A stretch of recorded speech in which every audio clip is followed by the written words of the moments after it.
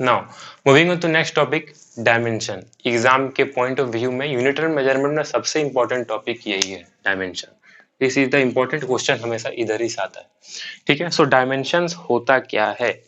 Dimension is nothing but the number of times, the number of times the fundamental quantity is obtained in a given physical quantity is physical quantity और derived quantity unit is known as dimension। मेरा बोलने का मतलब यह है, dimensions वो dimension क्या बताता है हमें कि कितना नंबर ऑफ टाइम कोई फंडामेंटल यूनिट जो है वो गिवन डिराइव्ड यूनिट में है, प्रेजेंट है। जैसे कि हम लोग मान लीजिए लेते हैं स्पीड ही को लेते हैं, ठीक है, स्पीड ही को लेते हैं। स्पीड इक्वल्स टू क्या होता है? Distance by time. डिस्टेंस को हम लोग मीटर में नापते हैं, तो यहाँ हम लोग एल लेंगे, क्यू ले रहे बता रहे हैं, ठीक है। और इसको हम लोग टाइम को टी लेते हैं, ठीक है। तो ये एल, इसको हम लोग ऊपर ले जाएंगे तो टी माइनस 1 हो जाएगा। सो ये डायमेंशन लिखने का तरीका है। डायमेंशन मतलब डायमेंशन हमें ये बताता है कि ये कितना पावर, इस मतलब ये फिजिकल फंडामेंटल क्वांटिटी जो है कोई भी डिराइव्ड यूनिट्स में कितना पावर में प्रेजेंट है, वही बताता है कि कितना नंबर ऑफ टाइम्स। ठीक है, तो इसमें क्या है, जो हम लोग का लेंथ है वो 1 टाइम्स प्रेजेंट है इस फिजिकल डिराइव यूनिट में, और जो टाइम है वो भी 1 टाइम माइनस 1 टाइम प्रेजेंट है इस आपका डिराइव यूनिट में। ठीक है, so dimension is dimension gives us the number of time the fundamental quantity present in a given derive unit. ठीक है, इसको हम लोग हमेशा एक बार ब्रैकेट का अंदर लिखते हैं, और इसमें फंडामेंटल क्वांटिटी में मास को m से डिनोट करते हैं, लेंथ को l से, और t को t से। और अगर और फर्दर अगर 7 फंडामेंटल क्वांटिटी लिखना होगा तो एम्पियर को a से करते हैं, केल्विन को k से करते हैं, मोल को mol से करते हैं। ठीक है, सो वो हम लोग जनरली mlt का ही यूज करते हैं क्योंकि मैक्सिमम इसी से निकल जाता है।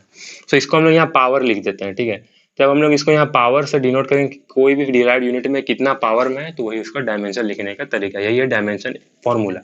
ठीक है, कोई भी ऐसे हम एक और एग्जांपल ले लेते हैं, फोर्स है। ठीक है, फोर्स इज इक्वल टू क्या होता है? मास, या फोर्स मत लीजिए, डेंसिटी ले लीजिए। ठीक है, डेंसिटी क्या होता है? Mass by volume. ठीक है, मास का m हो जाएगा, और वॉल्यूम का क्या ऐसा यूनिट होता है? Centimetre cube. सो ये l क्यूब हो जाएगा। सो m l का पावर -3। तो इसमें जो है m जो है वो 1 टाइम प्रेजेंट है, l जो है -3 टाइम प्रेजेंट है, और t जो है अगर t 0 है तो t जो है 0 टाइम प्रेजेंट है। ठीक है, सो ये हम लोग का डायमेंशन फॉर्मूला हो गया। हम लोग हमेशा इसको बार ब्रैकेट के अंदर लिखते हैं। ये जो है डायमेंशन फॉर्मूला कोई भी फिजिक्स डिराइव यूनिट्स का है। ठीक है, अब इसको निकालने का सबसे आसान तरीका क्या है? ठीक है, इसको निकालने का सबसे आसान तरीका क्या है? अगर मान लीजिए कोई भी आप डिराइव यूनिट का निकालते हैं, ठीक है, सो फोर्स ही का मान लीजिए निकालते हैं। फोर्स इज इक्वल को पता है, मास इंटू एक्सेलरेशन होता है। ठीक है, मास का यूनिट क्या होता है? केजी होता है, और एक्सेलरेशन का क्या होता है? मीटर पर सेकंड स्क्वायर। ठीक है, तो ये केजी मीटर पर सेकंड स्क्वायर हो गया। ठीक है, वही केजी को m लिख दीजिए क्योंकि मास ये डिनोट कर रहा है, मीटर को l लिख दीजिए क्योंकि लेंथ डिनोट कर रहा है, और सेकंड को t लिख दीजिए। इसका पावर 1 है तो यहाँ 1, इसका पावर 1 है तो यहाँ 1, इसका पावर -2 है तो इसका यहाँ पावर -2। तो ये हो गया फोर्स mlt -2। यही है डायमेंशन लिखने का तरीका। ठीक है, लेकिन डायमेंशन का एडवांटेजेस भी है और डिसएडवांटेजेस भी है। एडवांटेजेस क्या है कि ये कोई भी हम लोग को जैसे रिलेशन बता सकता है, कि जैसे मान लीजिए हम लोग कोई पढ़े है ना 10th में कि लॉज ऑफ मोशन क्या है, v equals to u plus a t मान लीजिए है। मान लीजिए ये इक्वेशन है मोशन का, तो v इक्वल्स टू एटी जो है इसको हम लोग इस डायमेंशन के फॉर्म में चेक कर सकते हैं कि ये रिलेशन फिजिकली करेक्ट है या नहीं। ठीक है, और यही उसका एक और एडवांटेज है कि हम इसको एक यूनिट है दूसरा यूनिट्स में कन्वर्ट कर सकते हैं डायमेंशन के थ्रू। डिसएडवांटेज क्या है कि ये कांस्टेंट टर्म नहीं बता सकता, जैसे कि s is equals to u t plus half a t square होता है, पढ़े आप लोग 10th में फॉर्मूला है मोशन का। तो ये हाफ नहीं बताएगा, ये इसको अगर हम लोग डायमेंशन निकालने जाएंगे तो ये यूटी प्लस एटी स्क्वायर बता देगा, जो कि ये गलत है क्योंकि यहाँ हाफ होता है। सो ये हमेशा constant term, logarithmic term, exponential term, इसके बारे में ये कोई भी हम लोग को नॉलेज नहीं दे पाता है। ठीक है, लेकिन इसका एडवांटेजेस भी बहुत है, हम लोग एक एक करके कन्वर्जन ऑफ यूनिट्स करता है। ठीक है,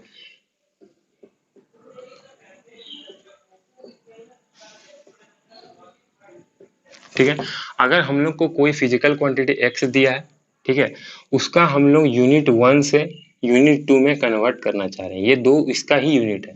ठीक है, तो उस केस में क्या होता है, यूनिट 1 में मान लीजिए है n इंटू एम का डायमेंशन जब लिखेंगे m1 का पावर a, l1 का पावर b, t1 का पावर c, और यूनिट 2 जो है वो है n2 का m1 का m2 का पावर a, l2 का पावर b और t2 का पावर c।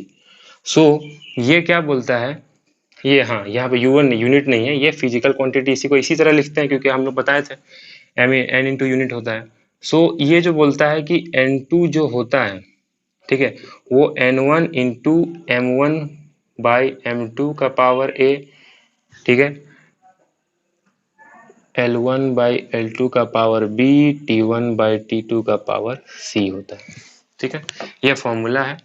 हम लोग अभी बनाएंगे एक क्वेश्चन। मान लीजिए हम लोग को है 1 न्यूटन को कितना डाइन होता है ये निकालना है। ठीक है, सो सब इसको ये कन्वर्जन कर रहे हैं हम लोग कि ये यूनिट किसका है, न्यूटन जो किसका यूनिट होता है, फोर्स का यूनिट होता है। ठीक है, तो हम लोग उसका 1 यूनिट से दूसरा यूनिट में कन्वर्ट करना चाह रहे हैं। सो सबसे पहले फोर्स का डायमेंशन क्या होता है, फोर्स का ये मान लीजिए डायमेंशन क्या होता है, अभी हम लोग निकाले हैं थोड़ी देर पहले MLT T-2। ठीक है, MLT-2। ठीक है, सो यूनिट हम लोग लिखेंगे x को सबसे पहले न्यूटन में। ठीक है, सो ये 1 हो गया और ये हो गया m का पावर 1, l का पावर 1, t का पावर -2। ठीक है, और यूनिट 2 में हम लोग क्या लिखेंगे, कितना डाइन होता है हमको नहीं पता, तो इसलिए n2 का n2 रहने देंगे, और m1 का पावर 1, l1 का पावर 1, t1 का पावर -2। ठीक है, लेकिन यहाँ पे m1 m2 हम क्यों नहीं लिख रहे हैं, क्योंकि देखिए यहाँ पे हम लोग केजी में नापते हैं, लेंथ को मीटर में नापते हैं, टाइम को सेकंड्स में नापते हैं, लेकिन यहाँ पे हम लोग मास को जो है ग्राम में नापने लगते हैं, लेंथ को सेंटीमीटर में और टाइम को सेकंड में। सो इसका हम लोग यूज देखेंगे कैसे करना निकालना। सो n2 इक्वल्स टू क्या होता है, n1, ये फॉर्मूला के हिसाब से n1 का वैल्यू 1 है। ठीक है, m1 बाई m2 का power a, l1 by l2 का power b, t1 by t2 का पावर c। ठीक है, m1 का जगह में हम लोग 1 kg लिख देंगे क्योंकि हम लोग न्यूटन में केजी से नापते हैं मास को, और वही डाइन में हम लोग ग्राम में नापते हैं। इसका पावर a का पावर में कितना है, 1 है, 1 है, तो a b c है, ये a का पावर हम लोग यहाँ 1 उतार देंगे। ठीक है, लेंथ में हम लोग यहाँ मीटर में नापते हैं, वही यहाँ पे हम लोग सेंटीमीटर में नापने लगते हैं, तो ये हो जाएगा 1। टाइम में सेकंड्स है, इसमें भी सेकंड है, तो ये हो जाएगा -2। सो 1 kg इक्वल्स टू 1000 ग्राम होता है। हम लोग को दोनों का यूनिट जो है सेम रखना होगा, और 1 मीटर 100 सेंटीमीटर होता है बाय 1, और 1 सो -1 का पावर कुछ भी हो 1 ही होता है। सो ये 100 हो गया और ये 1000 हो गया, मतलब 1000 इंटू 100। सो ये हो जाएगा 10 to the power 5, 10 to the power 5। So यही n2 का वैल्यू हो गया 10 टू द पावर 5। सो इसीलिए 1 newton is equal to 10 to the power 5 dyne होता है। मतलब हम लोग डायमेंशन का मदद से हम लोग कोई चीज को एक यूनिट को दूसरा यूनिट में कन्वर्जन भी कर सकते हैं। Now moving on to next topic, principle of homogeneity. Principle homogeneity एक हमें प्रिंसिपल देता है जो बोलता है कि एनी फिजिकल रिलेशन पहले किसको बोलते हैं, मैथमेटिकल कोई भी रिलेशन, मान लीजिए x इक्वल्स टू y है तो ये एक फिजिकल रिलेशन हो गया, x इक्वल्स टू 2y है तो ये भी एक फिजिकल रिलेशन हो गया। So in any physical relation the dimension of left hand side is always equals to dimension of right hand side. बोलने का मतलब है कि मान लीजिए हम लोग का x एक है फंडामेंटल यूनिट है, डिराइव यूनिट है, इसका मान लीजिए है m का पावर x, ये a है मान लीजिए, कैपिटल है, m का पावर है, l का पावर y, t का पावर z है।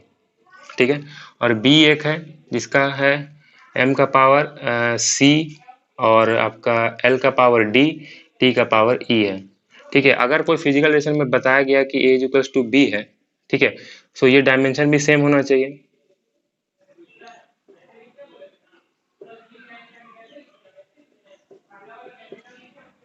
ठीक है, सो प्रिंसिपल ऑफ होमोजेनिटी क्या बोलता है कि अगर लेफ्ट हैंड साइड कोई भी फिजिकल रिलेशन में लेफ्ट हैंड साइड का जो डायमेंशन है वो इसका पावर डायमेंशन यूज होना चाहिए।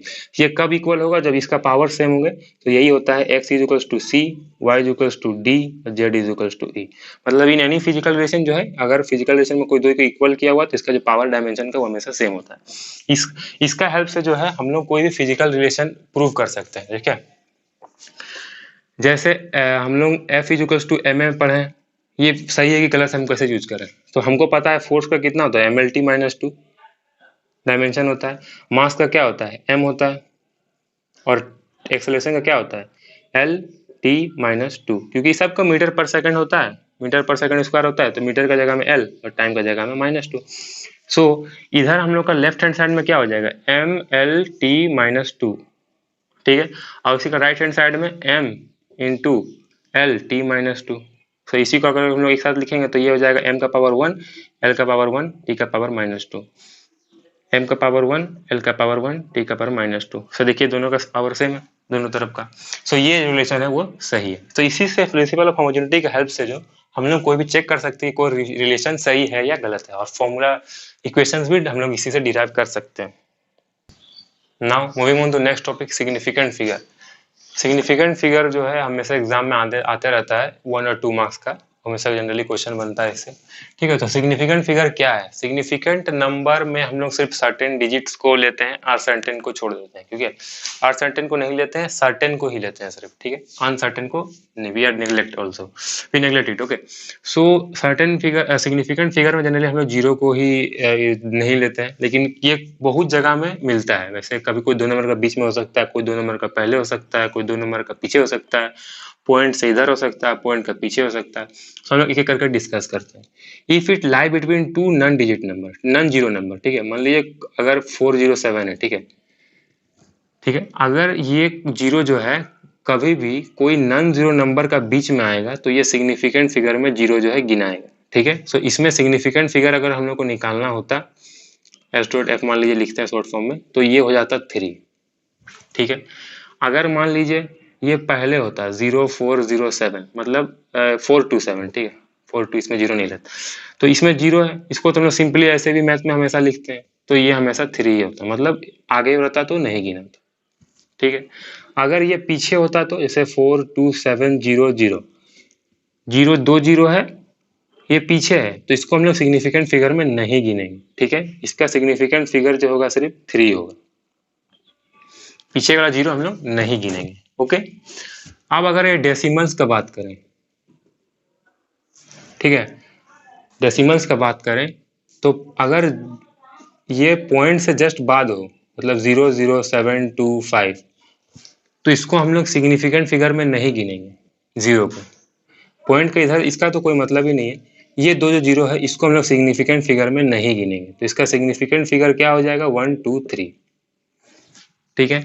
और अगर ये डेसिमल जो ये जीरो यहाँ हो जाए, ठीक है, तो इसको हम लोग सिग्निफिकेंट फिगर में गिनेंगे। इसका सिग्निफिकेंट फिगर कितना हो जाएगा, 1 2 3 4 5, तो इसका सिग्निफिकेंट फिगर हो जाएगा 5, ठीक है। जैसे बहुत मान लीजिए आप ही 5250.00, इसका सिग्निफिकेंट फिगर निकालना, तो 0.00 तो पहले हटा देंगे, बचा 1 जीरो। अगर कोई नंबर का पीछे लिखते हैं, देखिए अगर कोई नंबर का पीछे लिखते हैं तो सिग्निफिकेंट फिगर में नहीं गिनाता है, तो इसका सिग्निफिकेंट सिर्फ 525 हो जाएगा, इसका सिग्निफिकेंट फिगर हो जाएगा 3, ठीक है। सिग्निफिकेंट फिगर बस ऐसे ही सर्टेन नंबर डिजिट लेते हैं, जीरो को इधर उधर रखने से प्लेस का जब करते हैं तो कभी लेते हैं इसको, कभी नहीं लेते हैं, तो बस ऐसा ये रूल होता है, बीच में हो तो लेते हैं, आगे हो तो ऐसे भी इसको ऐसे लिख सकते हैं, तो नहीं लेते हैं, और अगर पीछे हो भी तो नहीं लेते हैं, पॉइंट का ऐसा है, ठीक है। तो इसे जनरली 1 2 मार्क्स एग्जाम में क्वेश्चन आता है। Now we are moving on to next topic, error. देखिए एरर में हम लोग, एरर जो हम लोग कंप्यूटर्स में भी पढ़ते हैं, बट फिजिक्स में भी इसका हम लोग इसको पढ़ना पड़ता है। एरर क्या है, देखिए हम लोग ह्यूमन बींग है, तो गलती तो हम लोग से होता है, और नॉर्मली हम लोग का नॉर्मल डेज में भी हम लोग से गलती होता है, तो हम लोग कोई चीज़ का मेजरमेंट करें या फिजिक्स में भी हम लोग से गलती हो सकता है, क्योंकि हम लोग ह्यूमन बींग है, गलती तो हम लोग से होता है। तो एरर हम लोग इसीलिए पढ़ते हैं। एरर क्या होता है कि ये जो होता है डिफरेंस होता है ट्रू वैल्यू का, आप जो मेजर करते हैं, ठीक है, it is the difference between true value and the measure value. Suppose करते हैं एग्जांपल लेके, आप अच्छा से समझेंगे इसको। मान लीजिए कोई भी आपका बॉडी का वेट है, ठीक है, बॉडी का वेट है 50 kg, ठीक है, आप उसको जो मेजर किए, आपको जो मेजर किए तो उसका वैल्यू आया 49.5 kg, ठीक है, ये आप मेजरमेंट करके निकाले, ठीक है, लेकिन आपका तो आपका ये सही नहीं है, ठीक है, लेकिन इसमें कुछ एरर है, ठीक है, कितना एरर है, सो इसका जो एरर होता है वो हम लोग निकालेंगे ट्रू वैल्यू लेके, ट्रू वैल्यू को मेजर वैल्यू से माइनस कर, ठीक है, तो ट्रू वैल्यू से कितना है 50 kg है, ठीक है, और मेजर वैल्यू कितना है 49.5 kg। सो आपका जो एरर है वो है 0.5 kg का, ये है आपका एरर। ठीक है, एरर भी बहुत टाइप का होता है। ठीक है, जनरली इसको हम लोग 2 टाइप में कैटेगराइज करते हैं। पहला है सिस्टमैटिक एरर, सिस्टमैटिक एरर।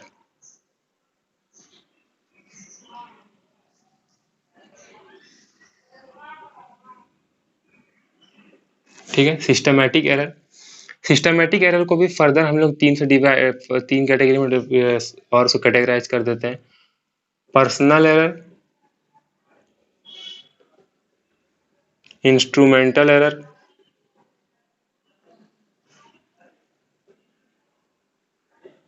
ठीक है, और थर्ड इसको हम लोग करते हैं नेचुरल एरर।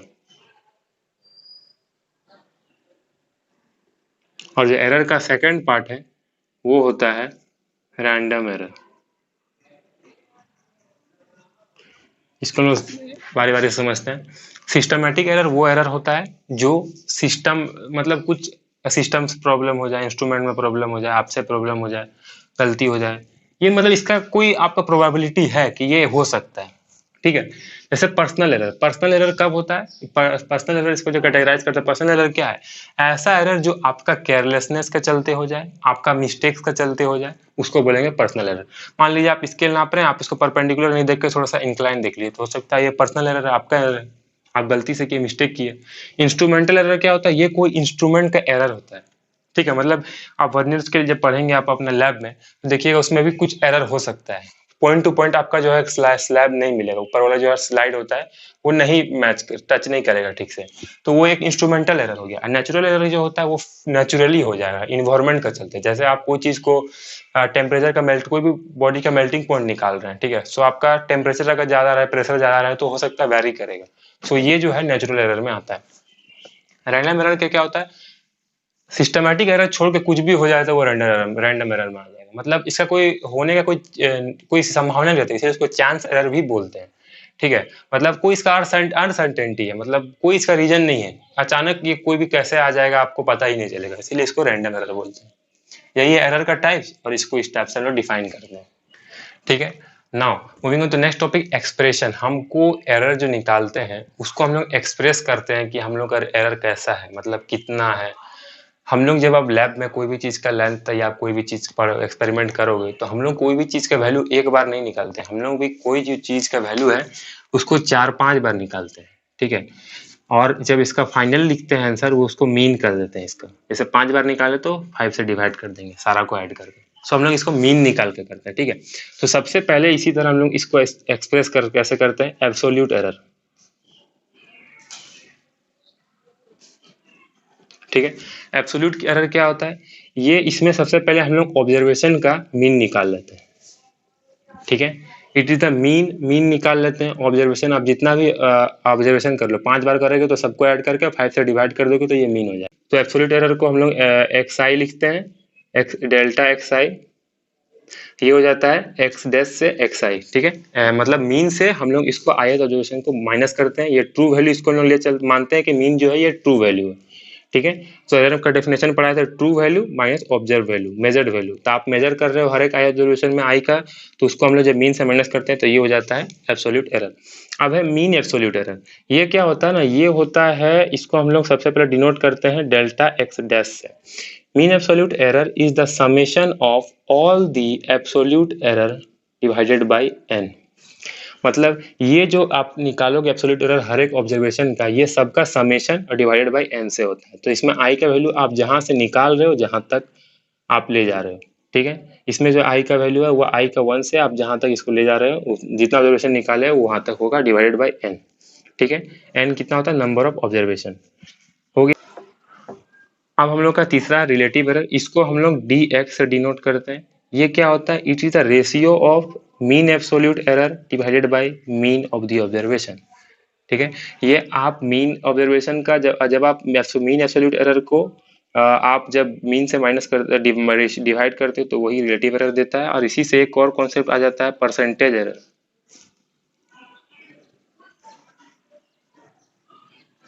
ठीक है, परसेंटेज एरर क्या होता है? Relative error into 100%। Relative error जो होता है इसी को 100% मतलब इसको परसेंटेज में निकालना चाहते हैं तो यही हो जाता है रिलेटिव एरर का परसेंटेज। ठीक है, सो नाउ हम लोग हर टॉपिक में यूनिट मेजरमेंट्स का कंप्लीट कर चुके हैं। मैं कुछ क्वेश्चंस अपलोड कर दूंगा अपने डिस्क्रिप्शन में, आपको आप बनाओ, और in case you are having any doubt please write it on the comment section and I will upload the answer of it. Okay, so thank you, have a nice day, जय हिंद।